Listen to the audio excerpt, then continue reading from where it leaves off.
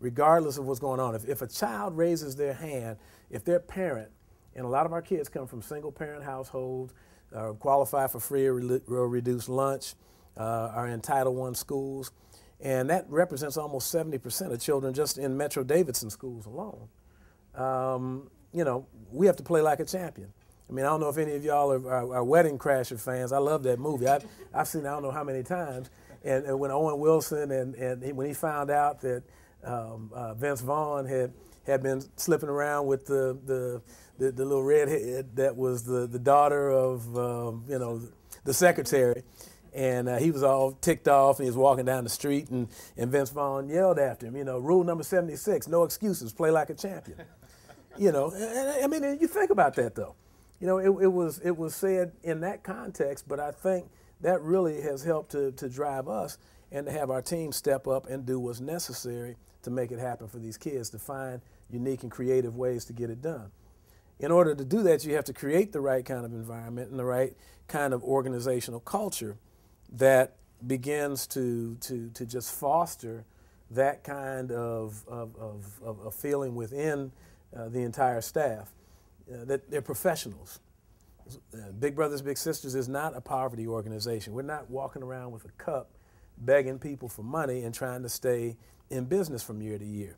We're an integral part of this community, and if we're going to do the best that we can for these children and families who ultimately will impact us all, then we have to have that feeling about ourselves. We instituted a culture of performance management, you know, where we measure our success. You know, from a programmatic standpoint, we have an agency information management system that we call AIM, which is a workplace system that monitors the match process from the very time that you inquire about, Debbie, if you decide you want to be a big sister, from that time that you made that inquiry to the time that you were matched throughout the life of the match. You're assigned a match support person that's with you. We don't just roll you out the door and say, you know, good luck, and we hope that the relationship goes well. You know, I had to ask myself, if I was a single parent and I had a daughter that I wanted to enroll in this program, and I had somebody walking into the office, you know, if it was me walking to that office, if I saw people sitting on three-legged chairs and in a less than professional environment, then maybe I'm gonna have some doubts about whether or not this organization can deliver on its promises. So I invite you all to come down and see us. We're on 17th in Charlotte. We've got a brand new space. Well, it's 2 years old now, but it's a professional space. It's an office that people love to come to work in. It's right in the middle of who we're trying to reach and what we're trying to do.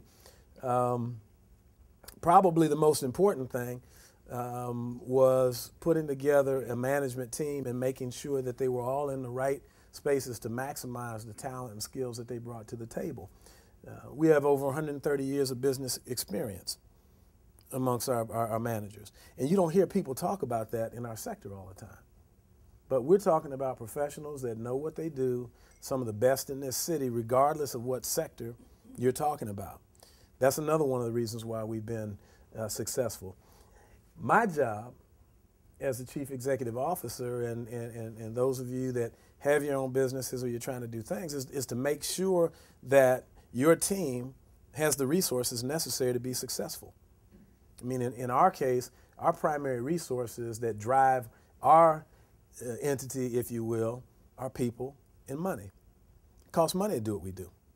You know, even though if you're mentoring a young child, that doesn't cost money. It's not supposed to be real expensive, but we have paid professional staff. That's why we're as good as we are. That's why the results that we achieve are better than anybody else that's out there now. And then the last thing was to get out there and tell the world about what our value proposition was and is. You know, why when you invest, whether it's your time as a big, whether it's your talent as being involved in one of the things that we do, or whether it's your treasure and writing the check to help support the work and grow the capacity of what we're trying to do,